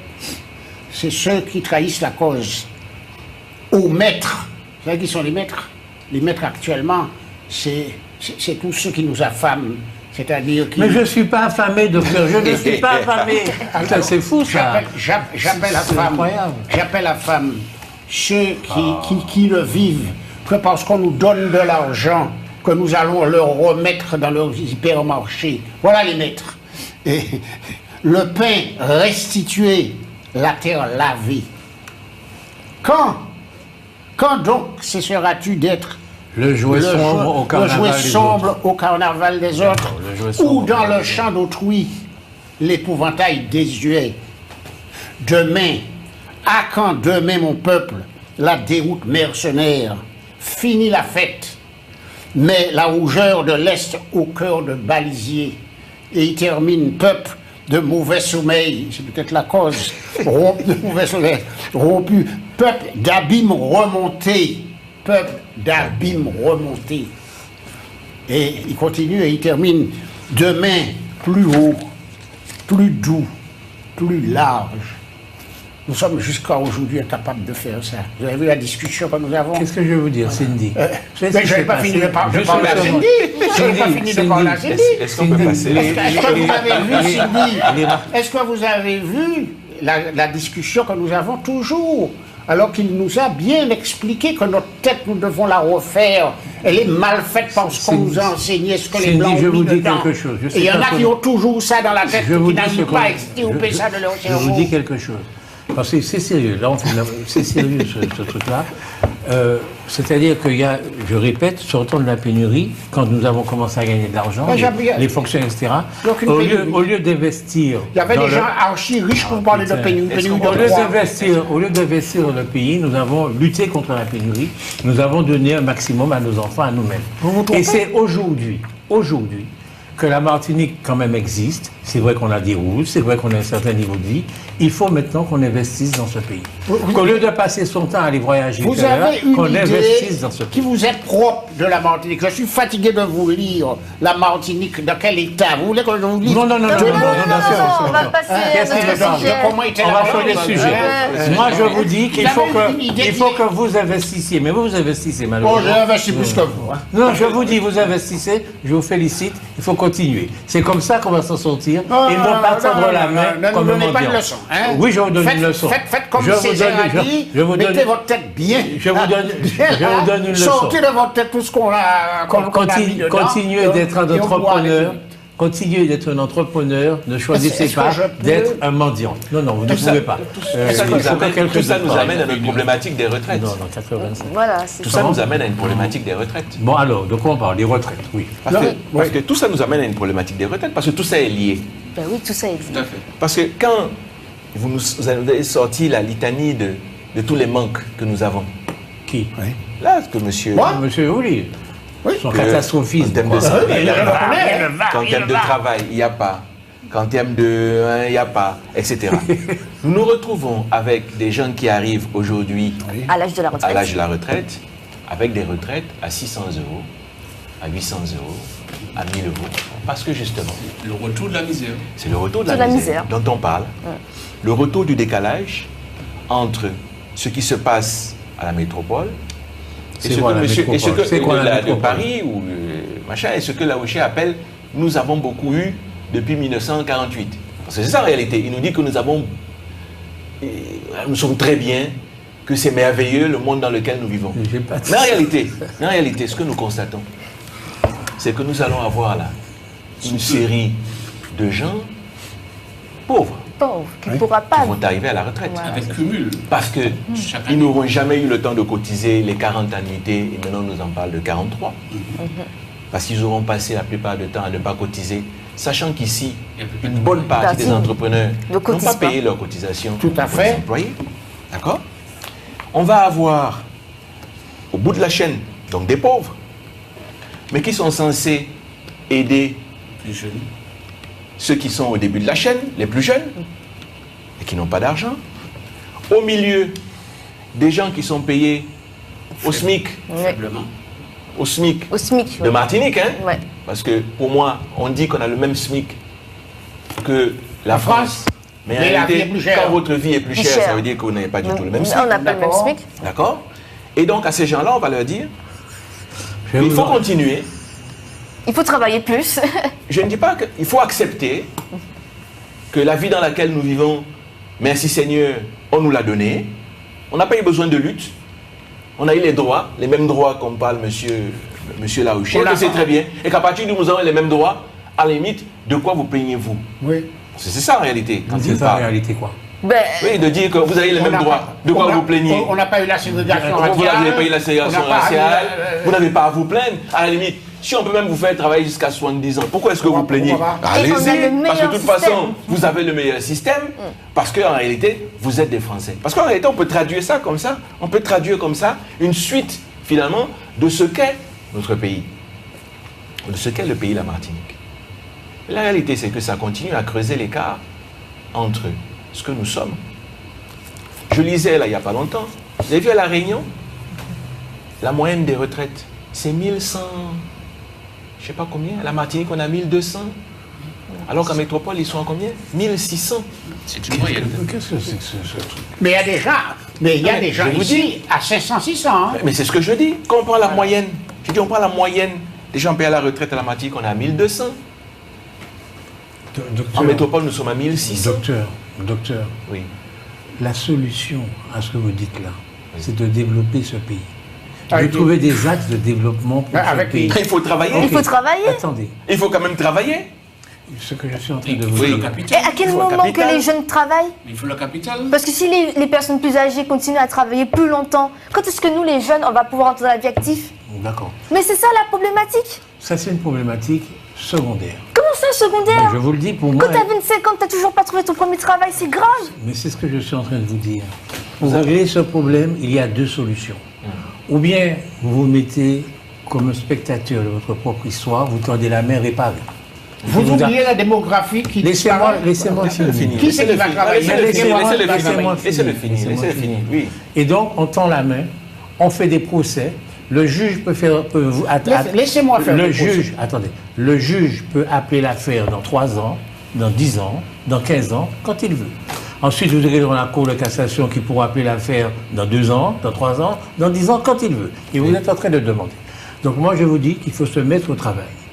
Il faut faire des plans de développement, de vrais plans de développement pour développer ce pays. Et je suis très surpris que le docteur Monti ne soit pas d'accord avec moi, parce qu'il y a des niches, il y a des choses qu'on peut faire pour mettre les gens au travail. Ok? Ça, c'est la première chose. La deuxième chose, il faut que les gens veuillent travailler. J'ai vécu, excusez-moi, j'ai vécu, il y a 3 mois ou 4 mois, quelqu'un en face de moi, oui, je vais vous embaucher. Ah oui, mais je ne peux pas vous donner plus que le SMIC pour commencer, excusez-moi. Ah mais ça ne m'intéresse pas du tout. Ça, attendez, c'est ce que j'ai vécu, vous pouvez raconter comme vous voulez. Pas une généralité. Je ne fais pas une généralité, voilà, je vous dis que ça existe, d'accord? Ouais. Et que c'était marrant parce que en même temps que cette personne me disait ouais, qu'elle peut pas, ça n'intéresse pas parce qu'elle touchait tant d'argent, je dis, elle a eu cette phrase, vous savez, ils viennent même de mettre sur mon compte 150 €, je ne sais même pas pourquoi. Vous voyez cette phrase-là? Elle gagnait de l'argent, je ne sais même pas pourquoi. Monsieur, je finis. Docteur Mpaye, nous avons le système de soins. C'est pas ça le problème. Oui, c'est un problème. Monsieur Laucher, vous confondez les problèmes. Le soin quoi? Nous avons un des meilleurs systèmes de soins du monde. C'est pas ça, monsieur Laucher. C'est pas de ça dont on parle. Attends. Si vous avez un bon système. Nous avons le... On parle des retraites. C'est moi qui suis médecin, pas vous. Oui, non, moi je vous dis... On parle des retraites. Attends, je vous dis qu'à partir du moment où vous avez... vous pouvez me dire ce que vous voulez, je connais des gens qui ont eu des grosses maladies et qui ont été soignés et guéris sans dépenser un sou. Ça n'existe nulle part ailleurs. Que vous le vouliez. Monsieur Laucher, c'est pas de ça dont il s'agit. Mais moi, je parle de ça aussi. On vous parle de retraite. On parle du jeune que vous On avez parle de mis. comment est-ce que dans Il ce faut pays, des gens vont pouvoir développer le cotiser. pays. Voilà. Mais comment on fait, monsieur Laucher? Mais je vous dis- La question est comment est-ce que déjà aujourd'hui, nous avons 65 000 personnes qui sont à la retraite. Vous savez quelle est la moyenne des retraites perçues aujourd'hui? Comment ils font? Attends, Mais comment on fait? Parce que là, vous nous parlez de ce qui va arriver. Attends, oui, il faut en parler. C'est important. Oui, il faut qu'il y ait des développements. C'est important. La question, c'est comment on fait aujourd'hui? Est-ce que ça vous fait de la peine si je vous dis la misère est plus supportable au soleil? Oh là là. Je vous pose la question, est-ce que ça vous fait de la peine? Moi, ça me fait de la Ça peine. vous fait de la Ça peine, me fait de la d'accord? peine. Il n'en reste pas moins que c'est un fait. Tout à fait. Ce matin, nous sommes vendredi, ce matin, j'avais dans mon bureau encore un jeune homme, je ne dis pas son nom, mais Jean-Michel le connaît, parce qu'il est en stage aujourd'hui, je vais l'embaucher après. Et il m'explique comment il vit, avec peu d'argent. Il ne pourrait pas vivre avec si peu d'argent en France, parce qu'en France, il faut qu'il achète un manteau. Il faut qu'il se chauffe. Il a des choses, vous voyez. Et là, il supporte davantage. Donc il faut que les retraités gagnent plus d'argent. Seulement, il faut arrêter de faire ce catastrophisme, de pleurer sur le soi-même. Il faut arrêter ça. Et les gens qui parlent de autosuffisance alimentaire. Mais comment on peut être autosuffisant alimentaire si on ne sait pas de quoi on a besoin? D'accord. Et pour savoir de quoi on a besoin, il faut faire un plan. Il faut essayer de calculer combien d'ignames on va manger. Je vous le dis chaque fois. Le plan Marshall. C'est pas forcément un plan Marshall, c'est un plan. C'est un plan. Il n'est pas Marshall. Il est lâché. Le plan Marshall, c'est un plan aidé par les Américains et tout. Vous vous moquez? Moi, je suis très sérieux. Vous ne pouvez pas dire autosuffisance alimentaire si vous ne savez pas de quoi vous avez besoin. Il faut continuer à acheter 95% de ce que nous consommons à l'État français. Ce que je suis en train de vous dire, docteur, le mot autosuffisance nécessite que nous sachions de quoi nous avons besoin. C'est une évidence. Est-ce qu'on peut revenir aux retraites? Vous avez parlé des 2 jeunes qui ont décliné les offres parce qu'ils ont des aides sociales. Le problème, c'est que ces jeunes qui bénéficient des aides sociales, comme plein de Martiniquais, ils n'ont pas cotisé pour la retraite. Comment ces gens-là vont vivre demain si Dieu veut sur leur dos? Il faut développer le pays. C'est ça la question. Il faut développer. Qu'est-ce que vous voulez faire? Laissons parler. Quelle est la solution, monsieur Charlotte? Quelle est la solution? Et puis, ce que vous avez dit là, que vous dites que les chefs d'entreprise ne déclarent pas, c'est encore ça le truc. Il y a un tas de chefs d'entreprise qui déclarent. Il y a quelques chefs d'entreprise qui ne déclarent pas.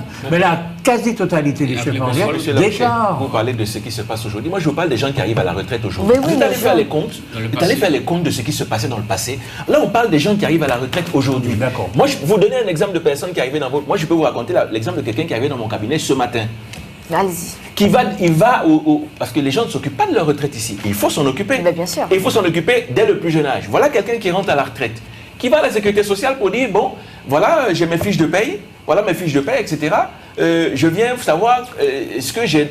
On dit, mais les 17 premières années que vous allez travailler, votre employeur n'a jamais cotisé. Ça arrive, ça arrive. C'est tout le temps. C'est pas que ça arrive, c'est tout le temps. Vous voulez que je vous parle du CHU? Je peux vous en parler. Vous voulez que je parle du CHU? Qu'il y a des cotisations qui n'ont pas été faites. Vous voulez que j'en parle? On peut en parler, ça existe. Dans ce pays, c'est pas une entreprise X ou Y, ça existe. Des gens qui ont travaillé. Alors, la question c'est, nous allons avoir des difficultés. Comment est-ce qu'on fait demain pour que les jeunes dont on parle ici ne puissent pas avoir ces difficultés? Qu'est-ce qu'on leur dit? On leur dit, oui, il faut créer une entreprise, oui, il faut créer du travail, oui, il faut créer, etc. Il faut préparer sa retraite. Ça se prépare. On n'attend pas d'être à 50, 60 ans pour commencer à dire... D'autant plus qu'on dit... Moi, je vous garantis que le prochain gouvernement, il demandera à 66. Hein. Je vous dis déjà. Hein. Je vous dis déjà que là, on a mis à 64 on a mis à 64 parce qu'il ne fallait pas 65, il fallait calmer un peu les populations. Mais je vous dis déjà que le prochain qui arrivera, il demandera ce soir à 66. 70 pendant qu'on y est. Mais attendez, si à côté de vous, ils sont à 67, pourquoi est-ce que vous ne voulez pas que vous soyez à 66 dans 4 ans? En Allemagne, ils sont à 67 ans, mais bien sûr. Donc, il faut se poser les vraies questions aujourd'hui. Mais docteur Mbaye, sur le travail. Si on doit développer la Martinique, développer les recettes financières au profit des salariés. Aujourd'hui, les Martiniquais sont obligés de constater qu'il y a un fait qui s'est produit depuis quelques années, avec la complicité de certains élus d'ailleurs. Il y a eu un développement anarchique des supermarchés qui ont tué toutes les petites entreprises, qui ont mis les personnes quasiment en situation de travail au noir, non déclaré, et les salaires dans les supermarchés, ce sont quasiment des salaires aujourd'hui de stagiaires. Dans les caisses de supermarchés, on voit beaucoup de stagiaires. Ils ne sont pas si tellement payés que ça, ils ont un vrai travail. Donc, en ce moment, on prépare une prolongation de la catastrophe à venir. Bien sûr. Donc, très certainement, c'est le système même qui voudra changer. Il faudra certainement créer un impôt commun à tout le monde pour financer la retraite. Mais regardez... Je pense que dire qu'on va développer pour produire de la richesse, pour produire des réserves, c'est fini ça. Mais regardez, il y a beaucoup de jobbers en Martinique. Il y a beaucoup de jobbers. Mais ils survivent. S'ils ne font pas de job, ils meurent tout de suite. Voilà, mais c'est un phénomène qui n'est pas isolé. Il y a beaucoup de personnes qui travaillent au noir, qui gagnent de l'argent en liquide tout de suite et qui ne cotisent pas. C'est pour sauver leur assiette. Oui, mais je ne suis pas en train de blâmer les jobbers. Elle ne blâme pas. Je suis en train de dire que ces gens-là, demain, si Dieu veut, ils n'auront pas de retraite. Du coup, ils seront dans la pénurie. Ils seront en difficulté. S'ils ne font pas de job, ils tombent dans la délinquance immédiatement. Oui, je suis d'accord, mais le problème, c'est que... Ce n'est pas vrai. Tous les gens qui ont des difficultés ne tombent pas dans la délinquance. Aujourd'hui, monsieur Larocher, vous dites n'importe quoi. Et il y a des gens, et il y a beaucoup de gens qui ont de l'argent et qui sont dans la délinquance. Donc on peut voter délinquant. Si vous n'avez rien à mettre dans votre assiette aujourd'hui, vous ne finissez pas la journée sans voler. Oui, mais moi... Mais non, ça c'est des conneries. Je veux dire, on n'est pas volé toute la journée en Martinique. Vous êtes dans un catastrophisme, c'est pas vrai. Maintenant, vous prenez quelqu'un, vous lui dites, bon, au lieu de jobber, je vais te déclarer. D'accord? Ah, ça ne m'intéresse pas, hein, parce qu'elle va perdre son RSA. C'est vrai. Donc elle ne veut pas être déclarée. Il y a ce jeune à qui vous dites, bon, tu vas gagner des heures supplémentaires si tu travailles le samedi. Ah ouais, mais moi j'ai mon match de football samedi après-midi. Hein. Vous faites une généralité de quelque chose je vous qui dis se ce fait que pas je vis. souvent. Je vous dis ce que je vois. Mais non, c'est une généralité. Le docteur Mpaye, quand il a dit qu'il a vu ça ce matin dans son truc, vous lui avez pas dit c'est une généralité. Mais non, mais c'est ça allait vrai. dans votre sens. Il y a eu, ça allait dans votre il y a eu sens. plein de plaintes qui se sont Ça allait dans votre dites sens. dernièrement Bon, de par quoi vous voulez rapport à parler ça. à part ça? Les retraites, alors quoi encore? Je voulais, il y a eu le reportage dans le quotidien de ce qu'il faut retenir de la dernière réunion du comité de pilotage chlordécone. Il y a un dernier comité de pilotage. Et je lis quelque part sur cet article, il dit les connaissances scientifiques montrent que la chlordécone s'élimine naturellement de l'organisme lorsque la source d'exposition est stoppée, avec une division par 2 du taux de chlordécone en 6 mois. Alors, il dit par là que quand vous ne mangez plus du tout de chlordécone, du tout, en 6 mois, le taux a diminué de moitié. C'est ce qu'on appelle la demi-vie. Par contre, la demi-vie, c'est pas ce que dit le journaliste. Alors, monsieur le journaliste, il faut expliquer ça à la population. Parce que la population risque de croire que vous prenez un cabri ou un bœuf qui a de la chlordécone dans son organisme, vous le mettez 6 mois dans une prairie où il n'y a pas de chlordécone et vous êtes en demi-vie. Alors, demi-vie, dans votre esprit, voudrait dire que si vous voulez qu'il n'y en ait pas, c'est pas 6 mois, c'est 12 mois. Hein? C'est pas comme ça que ça marche. Hein? C'est demi-vie de la demi-vie et de la demi-vie. C'est-à-dire que chaque fois, c'est la demi-vie. Je ne sais pas si vous voyez ce que je veux dire. Non. Non, vous ne voyez pas. Parce que honnêtement, mais personne ici ne voit. Les statistiques en mathématiques, vous n'étiez pas très fort. C'est-à-dire que si vous avez fait 6, oui. La demi-vie, c'est 3. Oui. Mais ce n'est pas demi-vie, ça ne va pas faire 0. Ouais. Ça devient 1,5. Ouais. Et puis ça devient 0,75. Oui. Voilà. Et puis donc, à chaque fois, il faut ajouter 6 mois. Ah non? Donc ça fait... Ah oui, puisque vous faites 6 mois. Vous faites 6 mois pour arriver à 3. Ça fait 2 ans. Puis 6 mois pour arriver à 1,5. Oui, ça fait... Puis 6 mois pour arriver à 0,75. Etc. etc. Donc vous divisez ça à chaque fois. Non, mais c'est pas garanti que la décrue soit linéaire. Oui, non, mais c'est ça, on est d'accord. On est d'accord. Mais quand on dit demi-vie, au final, il faut attendre 2 ans. Il croit que la demi-vie étant de 6 mois. C'est ça, au bout d'un an, c'est fini. Il a résolu le problème. Mais attendez. C'est linéaire, mais généralement. Mais attendez, ce que dit. Mais ce n'est pas ce que disent les autorités. L'ARS dit ce que le gouvernement lui dit de dire. Donc, il nous couillonne chaque fois. Bon. Ils disent qu'on peut manger à partir du moment où il y a moins de 20 microgrammes. Mais si vous mangez à 20 microgrammes, vous n'aurez pas cette demi-vie-là. Hein. La demi-vie, c'est si vous mangez rien. C'est-à-dire 0 chlordécone. Alors, ce que je dis pour conclure sur ce problème de chlordécone pour le moment, c'est que depuis plus de 20 ans que ce problème a été découvert, l'État le connaît depuis plus que 20 ans, hein, nous sommes bien d'accord. On l'a dit à la population il y a 22 ans, bon, 1999-2000. Depuis cette époque, l'exposition de la population martiniquaise à ce toxique est le même. Ça n'a pas changé. De quoi ça aurait pu changer? Puisque quand moi je ne prends pas un autre, je me prends moi, le samedi quand je vais sur le marché de Gallieni pour faire mes courses, et que je demande des ignames, des patates douces ou des choux-de-chine, je ne sais pas sur quel terme ça a été.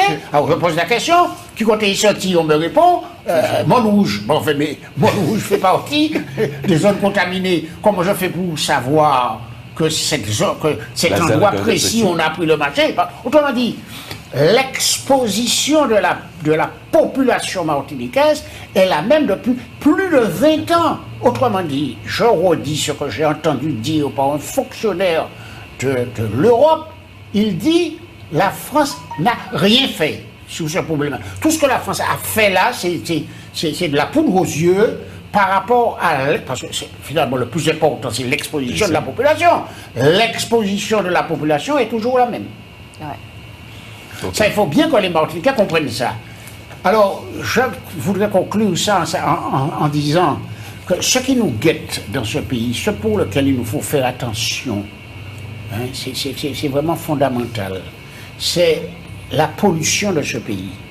Il faut qu'on fasse attention. Il y a 2 pôles, par exemple. Il y a des pôles sur lesquels on ne peut rien. La brume des sables, qu'est-ce que vous y pouvez? Vous n'y pouvez rien. Les sargasses, qu'est-ce que vous y pouvez? Vous n'y pouvez rien. Par contre, les rejets des gaz des voitures qui intoxiquent la population, ça vous pouvez quelque chose. Il faut changer l'énergie des voitures en hydrogène, puisqu'on sait qu'il faut le mettre en hydrogène. Et puis, l'autre chose, c'est la menace, ce qu'on appelle la pollution diffuse. Bientôt, si on ne fait rien, si on n'empêche pas aux bateaux qui viennent d'Europe, je parle des bateaux qui viennent janter l'encre sur les côtes martiniquaises, si on ne les empêche pas de venir aussi nombreux, on ne pourra plus se baigner sur les plages. Je répète, on ne pourra plus se baigner sur les plages. Et je ne suis pas certain que déjà maintenant toutes les plages sont de bonne qualité. Quoi que dise l'ARS. L'ARS dit eau de baignade de bonne qualité. Moi je suis persuadé que chaque fois qu'il pleut, il y a une pollution. Vous êtes là pour embêter tout le monde. Non, même l'ARS, il ne faut pas le croire. Non, il ne faut pas le croire. Absolument, il ne faut pas le croire. Je pense qu'on va parler. On est à 5 minutes de la fin. On va parler un peu du drapeau, puisque c'est un sujet que j'aurais aimé parler. Ça montre bien. La chanson au drapeau, pas lever la main sous le drapeau, bien. Le drapeau avec le colibri qui a été choisi lors d'un concours. Donc la CITEM a mis en place un concours pour qu'on puisse choisir un drapeau pour les événements sportifs et culturels. Donc c'est une jeune femme, j'oublie le nom de la jeune femme qui a gagné le concours avec un drapeau des couleurs rouge, vert, noir. Rouge, vert, noir avec un colibri. Donc malheureusement ce drapeau a fait beaucoup de polémiques. Ce drapeau a été refusé par une grande quantité de la population qui l'a beaucoup critiqué. À ce qui paraît, le drapeau existait déjà depuis 2018. La personne qui a créé le drapeau l'avait déjà créé en 2018. C'est pas ça. Cette bonne femme est une tricheuse. Cette bonne femme est une tricheuse. Alors comme elle a triché... Celle d'aujourd'hui, mais celle de 2018. C'était pas en 2018. C'est en 2018, j'ai compris. Hein. Oui, mais moi, le drapeau existait. C'était lors de la première séquence du premier drapeau avec Lambi. Elle avait déjà déposé un drapeau. Un drapeau, c'est ce que j'ai compris aussi. Ok, donc ce que je vous dis, c'est que dans l'appel d'offres pour ce concours, il était convenu qu'on ait une œuvre originale. Oui. Ok. Elle est allée voler un colibri qui existait déjà. Oui. Et elle l'a mis. Et donc c'est une tricheuse. Pourquoi c'est une tricheuse alors que c'est une image à libre... Le mot est mal pris. Voilà. Tricheuse, non, je ne devais pas dire une tricheuse. Elle a fait son drapeau. Voilà.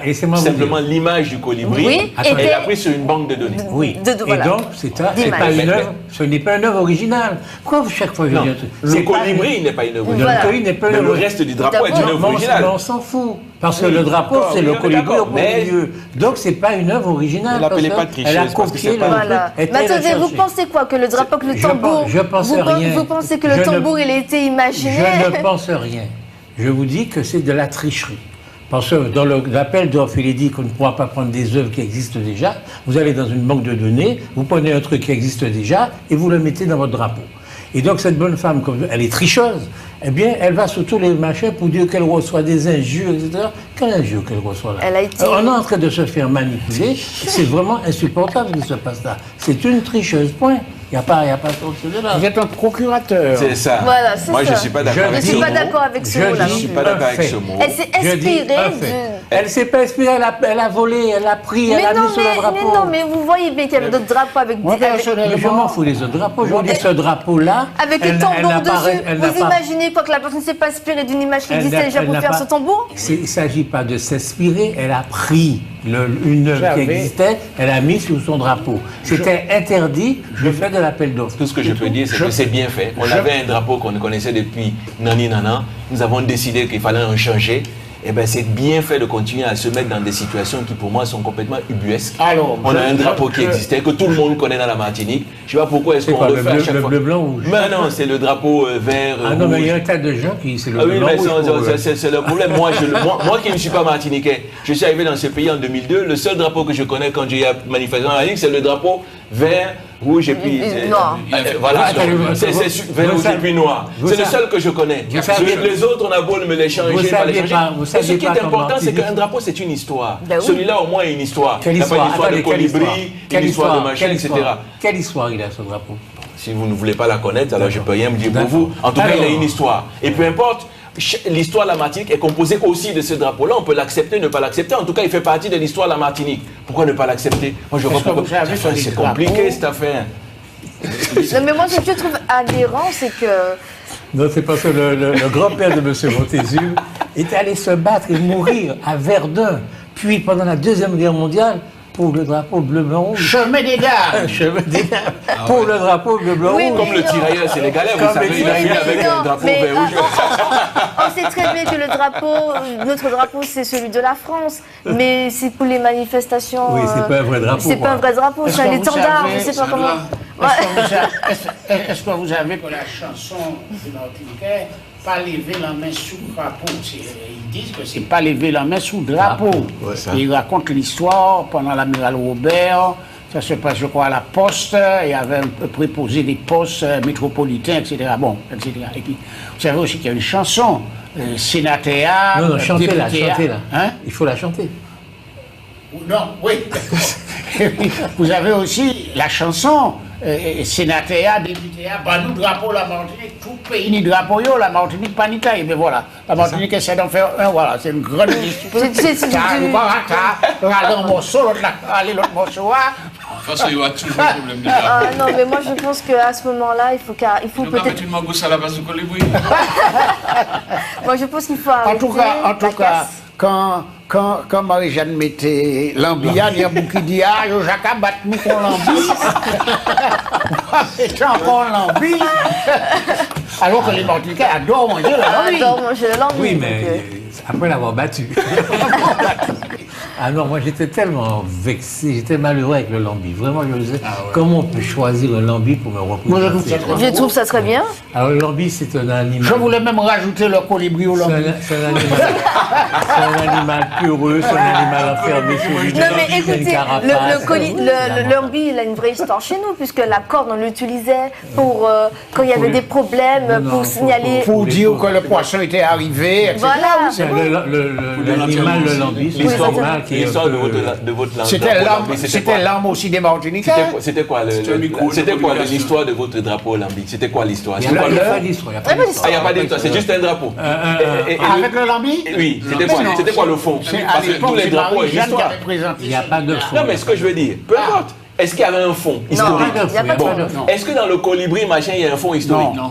Est-ce que dans celui que moi je dis, là, le vert, rouge, noir, il y a une histoire? Merci. Bon, donc c'est bon. Mais il y a une histoire, mais bon. Moi, je trouve que c'est une histoire faussée parce que les Martiniquais lèvent ce drapeau avec fierté. Ça, ce sont les couleurs des indépendantistes. On n'est pas indépendantistes. Ici, on n'est même pas indépendantistes. On se dit 100% français. On ne peut pas arborer ces couleurs-là alors qu'on n'est pas indépendantistes. Mais il y a au moins une histoire. Mais il y a des gens indépendantistes dans ce pays. Oui, c'est ça, faussement indépendantistes. C'est pas exactement la majorité quand même. Mais il y a une histoire. Mais oui, toutes les personnes qui se disent indépendantistes travaillent pour l'État. Arrêtez, c'est de l'hypocrisie. Moi, je suis autonomiste. Il y a une histoire dont on peut Je peux sortir mon drapeau. Sortez votre drapeau, docteur. Non, mais mon drapeau est déjà sorti. Docteur Montezuma. Attendez, sur le siège du PPM, à Trinel, il y a un drapeau rouge, vert, noir. Voilà, parfait. Il y a une drapeau. Il est là depuis combien d'années? Non. Donc nous avons déjà Et puis les gens qui sont dans le PPM sont généralement fonctionnaires. C'est bon, allez, c'est bon. N'attaquez pas le PPM. Non, c'est bon, on va arrêter. Non, mais là, il faut arrêter, là. Non. C'est de l'hypocrisie dure et dure.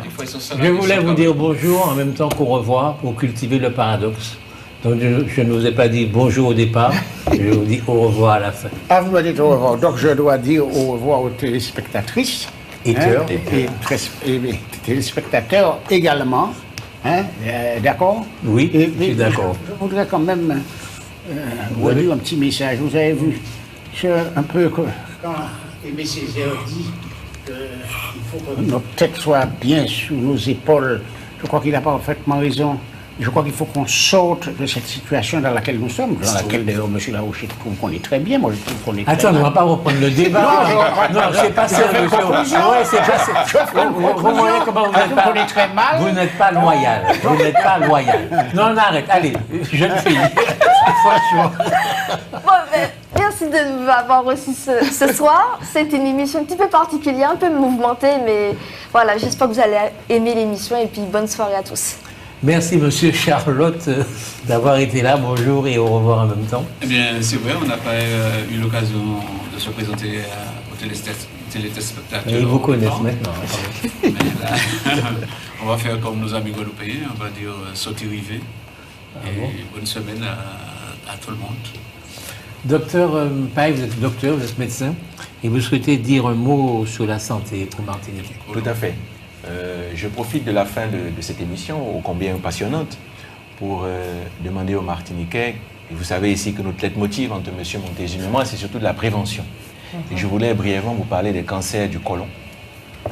Alors, on parle bien de cancer du côlon qu'il faut distinguer des cancers de l'estomac. Vous savez que le cancer du côlon est un cancer qui est génétique, alors que le cancer de l'estomac est un cancer qui n'est pas génétique, c'est-à-dire que ce n'est pas parce que vos parents, parce que dans le cancer du côlon, vos parents l'ont, on vous demandera de faire une coloscopie pour anticiper, il faut vérifier que vous ne l'ayez pas, ce qui n'est pas le cas du cancer de l'estomac. Donc j'insiste ici à propos du cancer du côlon, et vous savez que vous avez un test qui vous est donné à partir de 50 ans tous les 2 ans à faire, un examen de sel, que l'ARS, par l'intermédiaire de l'AMREC, vous envoie systématiquement pour les 2 ans pour le faire, comme dans le cadre du cancer du sein.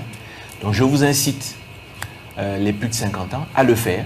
Si vous n'avez pas reçu le papier de l'AMREC, je vous conseille de demander quand même à votre médecin de vous le faire, parce que cet examen peut être fait non seulement avec l'AMREC, mais peut aussi être fait dans une ordonnance simple de laboratoire. Donc vous pouvez le demander systématiquement, tous les 2 ans, afin de prévenir ce cancer, qui est un cancer qu'on peut guérir à partir du moment où il est pris tôt. Voilà. Et donc je vous incite vraiment vivement à faire ce test qui ne vous prend pas longtemps, 2 minutes à faire, et vous avez un test qui est fiable et qui empêche vraiment cette maladie compliquée, d'autant plus que vous savez qu'à la Martinique, nous avons des problèmes avec l'oncologie parce que nous n'avons pas suffisamment de spécialistes. Donc si on peut prévenir cette maladie, quoi de mieux? Petite seconde, vous n'avez pas reçu de l'AMREC, oui. Vous allez voir votre médecin, est-ce que vous payez une consultation? Oui, c'est-à-dire dans le cadre de votre consultation annuelle, vous demandez simplement à faire ce test. Et dans le cadre du bilan qu'il vous donne pour le sucre, pour le cholestérol, pour le foie, etc., oui, il rajoute dessus test de sel ou hémoculte. Ça vous en dit de dire au revoir aux gens? Sur ce, bonsoir. Vous avez dit déjà au revoir? Oui, j'ai déjà dit au revoir. Merci beaucoup, passez une bonne soirée. Merci Jean-Michel pour votre réalisation. Passez une bonne semaine, une bonne soirée plutôt. Et on se revoit la semaine prochaine si vous le voulez bien. Lequel de vous deux n'est pas là la semaine prochaine? Moi. C'est vous qui n'êtes pas là? Peut-être. Ah, zut alors. Merci beaucoup, à bientôt. Au revoir.